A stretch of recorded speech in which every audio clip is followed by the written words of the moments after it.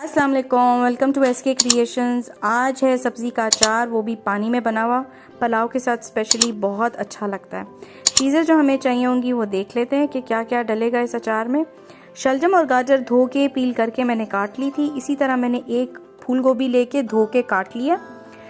इसके साथ मैं लूँगी लहसुन 4 जवे, काला नमक 1 टीस्पून, सौंफ चाहिए 2 टेबलस्पून, लाल कुटी हुई मिर्च भी हम 2 टेबलस्पून लेंगे। अगर आपको ज़्यादा मिर्च पसंद है आप ज़्यादा डाल लें।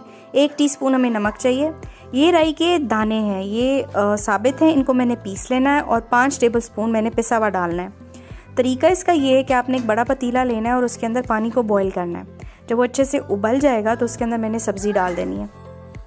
सब्ज़ी को तकरीबन मैंने 3 मिनट उबालना है। टाइमर लगा लीजिएगा, इससे ज़्यादा ना उबले वरना ये बहुत ज़्यादा सॉफ्ट हो जाएगी। इसको फिर मैंने इस तरह एक स्ट्रेनर में निकाल लेना है और इसका सारा का सारा पानी ड्रेन करना है। उसमें तकरीबन आधे घंटे से 1 घंटा लगता है। सारी सब्ज़ी मैंने निकाल ली और अब इसको मैं खुश्क होने के लिए रख दूँगी। इसका कंप्लीट खुश्क होना बहुत ज़्यादा ज़रूरी है वरना अचार में फंगस लग सकता है। मैंने एक कंटेनर लिया था, उसको भी मैंने बहुत अच्छे से ड्राई कर लिया था और ये मैंने सब्ज़ी उसके अंदर डाल दी। अब इसके अंदर मैं आहिस्ता आहिस्ता मसाले डालूँगी। लहसुन, सौंफ, बाकी सारे मसाले मैंने एक साथ ऐड कर दिए थे, जिसमें लाल मिर्च, नमक, काला नमक और पिसी हुई राई था। ये मसाले इसमें डल चुके हैं।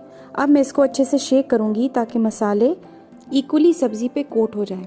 अब इसको मैंने ढक्कन लगा के टाइटली बंद कर देना है और इसको मैं रख दूँगी धूप में तकरीबन 3 दिन के लिए। 3 दिन के बाद इसकी शक्ल कुछ ऐसी हो जाएगी।